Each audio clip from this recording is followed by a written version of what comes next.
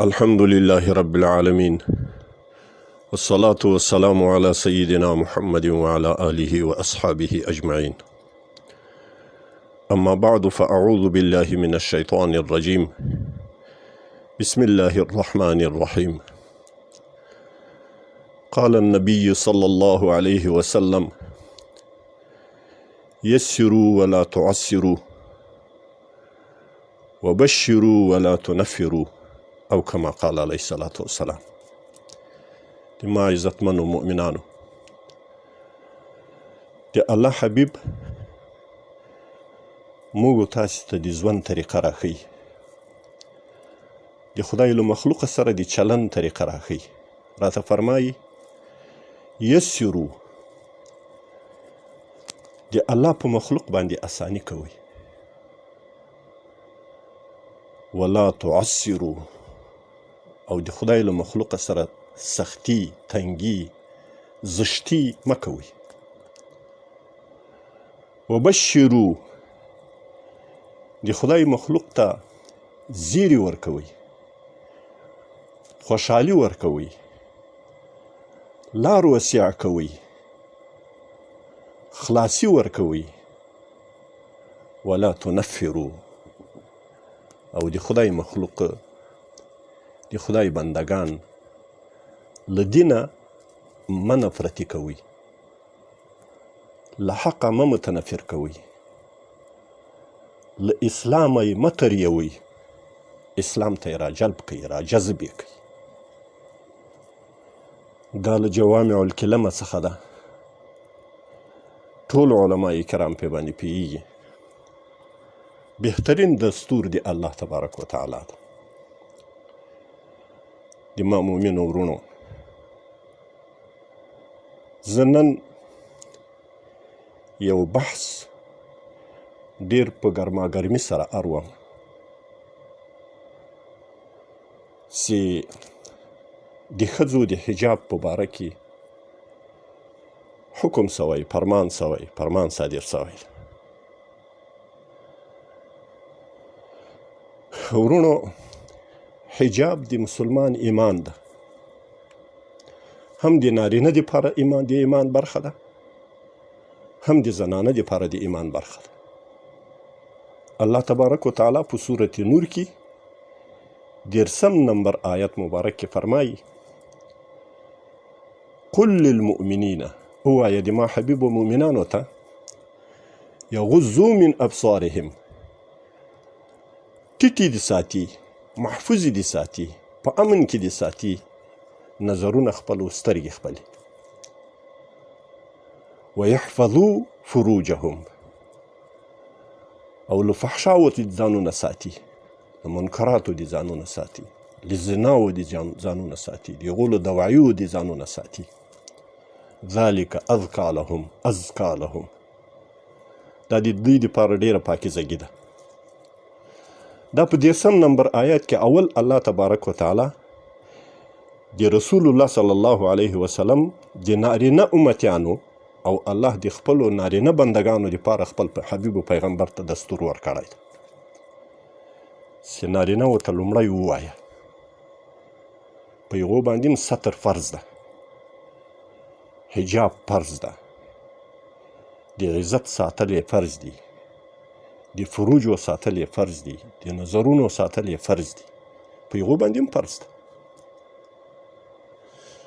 البته مقادیر او مواضع د ستر عورت تفاوت لري. اظهر من الشمس.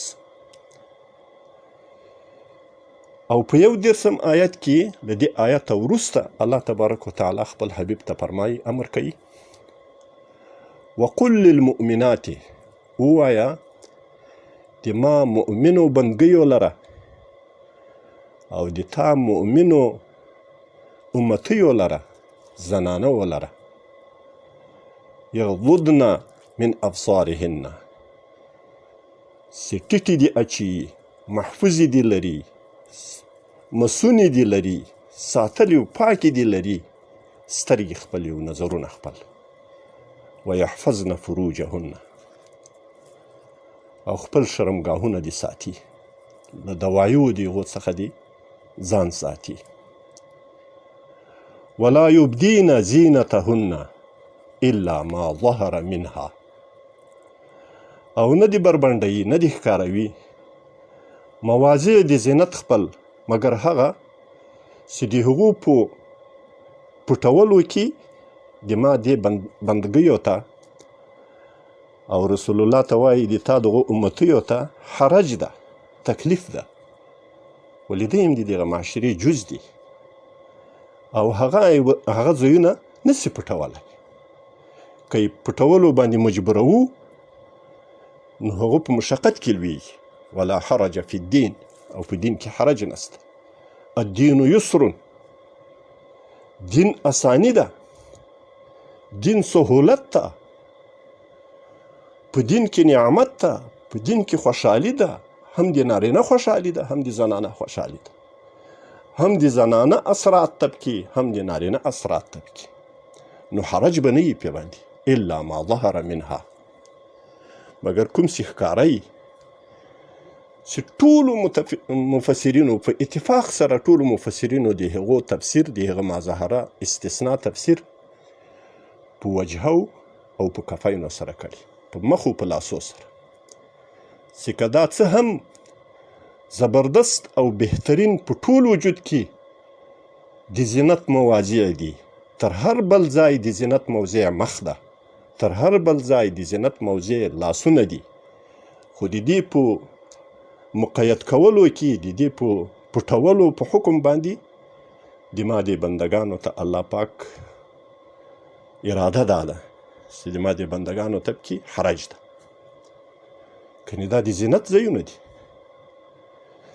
دا د اجنبیانو دپاره یې ښکاره کول روا دي، د خپلو محارمو دپاره او د خپلوانو دپاره او د خپل زوج دپاره د هغو دپاره خو ډېر ځایونه نور هم ښکاره کېدل روا دي.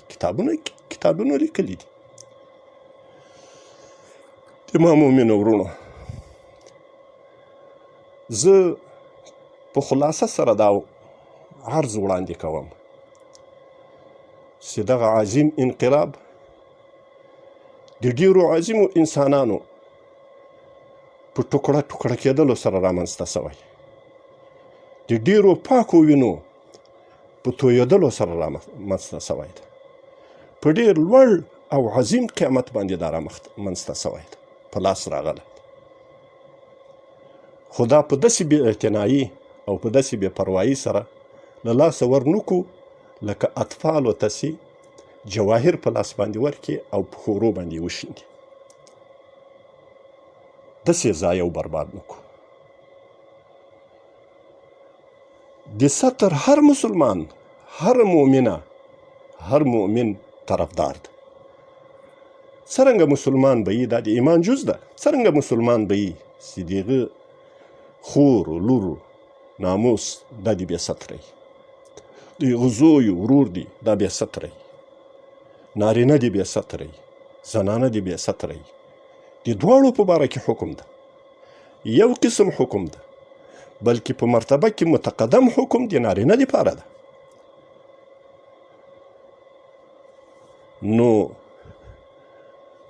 خو د ما مطلب دا ده چې دا عظیم په لاس راغلی نعمت لکه 20 کاله مخکې چې له غرو سره په سر جنګولو باندې راچولاړ او له بوتانو سره په جنګ و جګړه کې راڅخه ولاړ، پس له دې 20 کلو قربانیو دا په داسې فرمانونو سره او په داسې بې پرواییو سره له لاسه راچولاړ نسي چې په ورځ د محشر به بیا شدید سزا تېروو. دغه علما دا باید دې ته متوجه وي. مخکې چې ما کوم حدیث ووایو، د دې حدیث په باره کې دا علما باید مطالعه وکړي. دا له جوامع الکلمه څخه ده، ټوله دنیا پکې رانغښتل شوې ده په دې حدیث کې. دو آیاتونو کې باید تتبع پلټنه وکړي، خپله هغه فرمانونه چې په دې باره کې صادریږي په هغه فرمان کې په وضاحت سره ویل شوي دي چې 99% د موږ په معاشره کې ستر و حجاب مراعات، 1% نقصه ده. آیا د موږ په دې معاشره کې له دې علاوه نورې داسې شعبې نشته چې هغه 100% د شریعت خلاف دي؟ د موږ اقتصادي تعلقات، تجارتي معاملات، بانکي معاملات دا ټول سودي نه دي؟ موږ چې د خپل خطې او د خپل سرحده د باندې تعلق تجارت کوو، بانکي معاملات اجرا کوو، دا د موږ په فضا باندې چې کوم د محصول جمع کیږي، د تیارو محصول جمع کیږي، دا په هغو بینګو کې جمع کیږي چې د نظام اسلامي بینګونه دي، دا د اسلامي نظام بینګونه دي، په اسلامي اصولو باندې جوړ دي، برابر دي. دغه ټول سودي معاملات دي او په سودي بینګو کې دا جمع کیږي. موږ چې له هر چا سره تجارت کوو، خو که هغه اسلامي ملکي که غیر اسلامي ملکي، د موږ دا تجارت به د شریعت د اصولو په قید کې نه وي. د موږ بانکي معاملات به د شرعي اصولو، د شرعي قواعدو، د فقهي قواعدو په قید کې نه وي. د ما مطلب دا نه ده چې کله هغو کې په موږ باندې تقي اغسته ده، موږ په ګناه کې لویږو او هغه کار د موږ خراب ده، نو موږ د دغه 1% خرابي هم په ځان باندې ومنو. داسې مې مطلب نه ده. زه وایم چې دلته خو الحمدلله 99% اصلاح ده، هلته 100% فساد ده. موږ په هغه باندې باید تمرکز وکړو، د هغو په باره کې داسې تجویز وړاندې نه کړو چې د موږ له ټولې دنیا سره تعلقات په ټپه باندې ودرېږي. موږ هغو ته بدیل معاملات، بدیل صورتونه، بدیل تجویزات وړاندې کړو چې هم شرعي، هم نافي، هم ګټوري. دا د موږ ذمهواري ده. د موږ علما باید په دې کې تحقیق وکړي.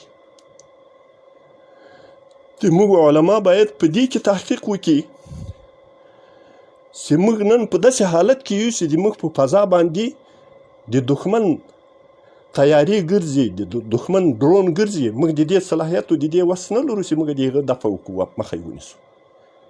تاباکی دا به تر څو پورې موږ داسې یو؟ داسې الله تبارک وتعالی موږ ته وایي په سورة انفال کې 80